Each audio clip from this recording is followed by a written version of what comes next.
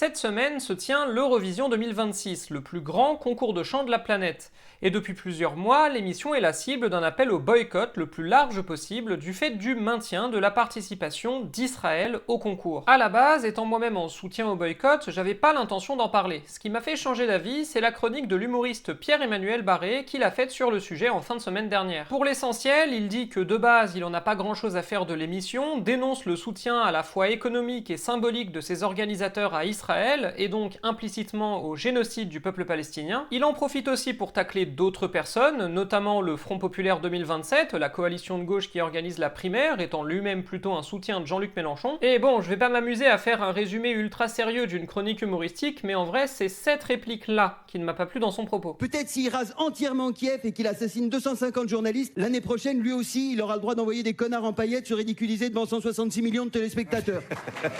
Le truc, c'est que l'Eurovision, c'est l'une des très rares grandes compétitions internationales, tout type confondu, qui non seulement met en avant, mais aussi récompense régulièrement des artistes LGBT+. Et quand t'es au courant de ça, entendre parler des artistes qui ont participé à l'Eurovision, qui n'ont rien demandé et qui pour beaucoup ont participé à l'appel au boycott, comme de connards en paillettes qui se ridiculisent devant 150 millions de personnes, eh ben ça fait pas plaisir. Mais du coup, ça m'a donné une bonne raison de réfléchir au sujet. Alors dans cette analyse politique, on parle de l'Eurovision, de son caractère éminemment politique, et plus largement du caractère politique de toutes les compétitions internationales, et de pourquoi c'est pas si simple de boycotter un tel événement.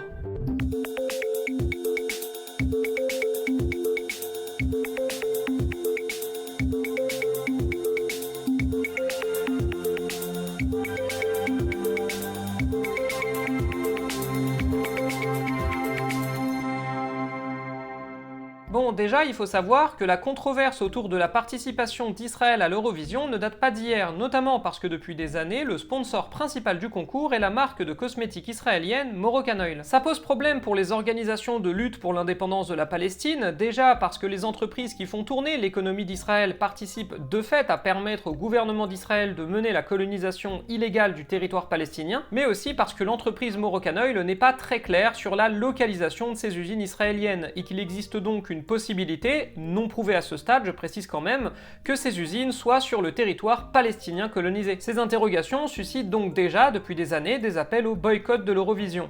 Mais ça a évidemment pris une toute autre ampleur après les attentats du 7 octobre commis par le Hamas et le début du génocide de la population gazaoui par l'armée israélienne. Depuis fin 2023, des voix se sont élevées pour demander la suspension de la participation d'Israël à l'Eurovision, tout comme celle de la Biélorussie et celle de la Russie avaient été suspendues par le passé. Les gens qui contre-argumentent le font souvent en affirmant que ça n'a rien à voir avec la guerre et que l'Eurovision est un concours de chant qui doit rester neutre et apolitique. Et de là vient le premier problème. On peut évidemment apprécier l'Eurovision comme concours de chant, c'est son but premier, mais le fait est que depuis sa création, il a toujours eu une dimension politique. L'Eurovision a un intérêt politique pour les pays qui y participent, notamment parce que c'est le concours de chant le plus regardé au monde, des dizaines de millions de téléspectateurs chaque année, et que c'est donc une excellente occasion pour un pays de promouvoir sa culture. Pour ces raisons, il y a beaucoup de petits pays européens qui envoient régulièrement à l'Eurovision des chansons qui mettent surtout en avant leur culture. La chanson de l'Arménie en 2024, c'est le parfait exemple, le clip officiel, c'est 2 minutes 38 de guide touristique. Rajoutez à ça que le pays qui gagne l'Eurovision, c'est le pays qui organise l'Eurovision l'année suivante,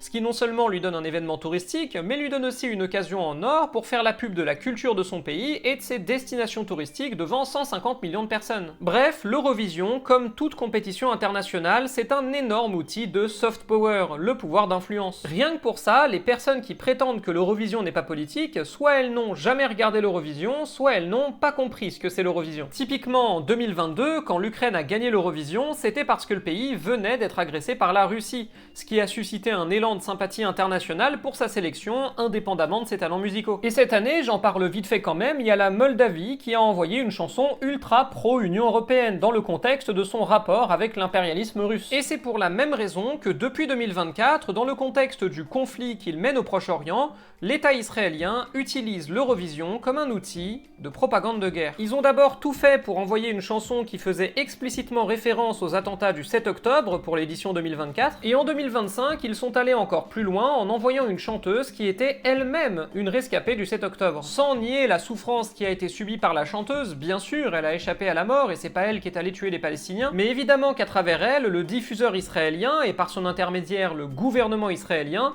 voulaient employer la même stratégie qu'ils utilisent depuis le début du conflit, à savoir rappeler l'horreur des attentats du 7 octobre et se servir de ça pour justifier le génocide de la population palestinienne, qui a fait, on le rappelle, entre 70 000 morts, estimation basse, et 680 000 morts, estimation haute, issue d'un rapport de l'ONU de 2025. Et cette volonté d'utiliser l'Eurovision pour faire de la propagande de guerre ne s'arrête pas là, parce qu'Israël est carrément accusé d'avoir triché pour essayer de remporter le concours grâce au vote du public. Bref, au-delà même du fait que les artistes viennent d'un pays qui a organisé le génocide de la population du pays d'à côté, il y a le fait que les autorités du dit pays utilisent le concours pour faire de la propagande de guerre afin de légitimer leurs actions. Bref, c'est pour ça que le maintien de la participation d'Israël à l'Eurovision a provoqué un tollé, le départ de plusieurs pays organisateurs, comme l'Espagne ou l'Irlande entre autres, et un appel massif au boycott. L'objectif, c'est de montrer aux organisateurs que le maintien d'Israël leur coûte plus qu'il ne leur rapporte.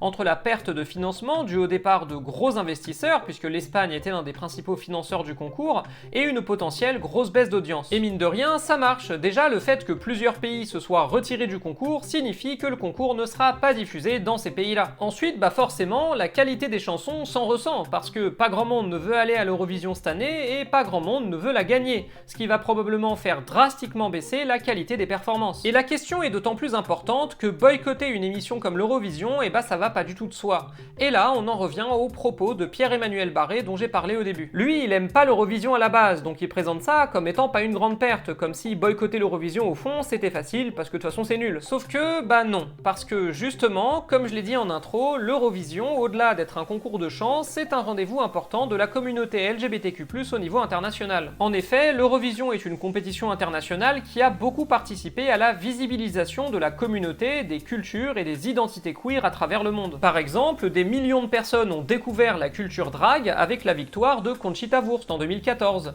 Si le drag aujourd'hui s'est autant démocratisé, c'est en partie grâce à ça. D'autres millions de personnes ont découvert la non-binarité lorsque Nemo a remporté l'édition 2024. Et dans des sociétés dans lesquelles la non-binarité n'est pas considérée comme quelque chose qui existe, ce qui complique le parcours des personnes concernées, c'est pas rien. À titre personnel, c'est grâce à l'Eurovision que j'ai découvert le groupe allemand Lord of the Lost, un groupe de métal queer-friendly qui avait participé à l'Eurovision 2023 et avait terminé dernier, mais c'est pas le sujet. Bref, c'est aussi pour ça que les propos de Pierre-Emmanuel Barré me posent problème.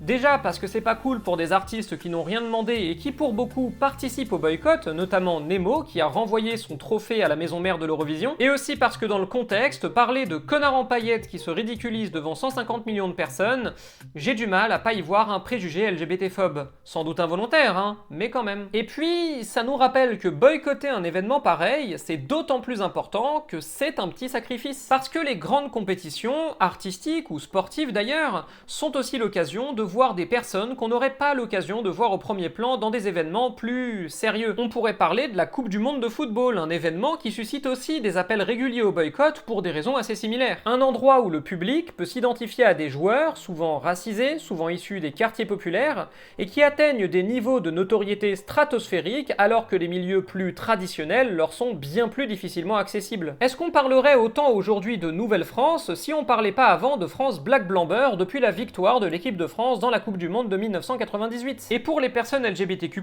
dont la communauté a été à la pointe de la dénonciation du génocide à Gaza, boycotter l'Eurovision, c'est assumer de renoncer à un outil massif de représentation queer pour soutenir la cause de la Palestine. Donc soutien au boycott bien sûr, mais ça implique aussi de ne pas se montrer méprisant vis-à-vis des gens pour qui c'est un crève-cœur de ne pas regarder, et aussi vis-à-vis des quelques-uns qui ne boycottent pas, surtout quand on n'est pas concerné. Et pour ce qui est de rencontrer un soutien populaire important, de mettre l'Eurovision en difficulté, de faire baisser les audiences et de court-circuiter la propagande de guerre d'Israël, l'objectif est déjà plutôt atteint.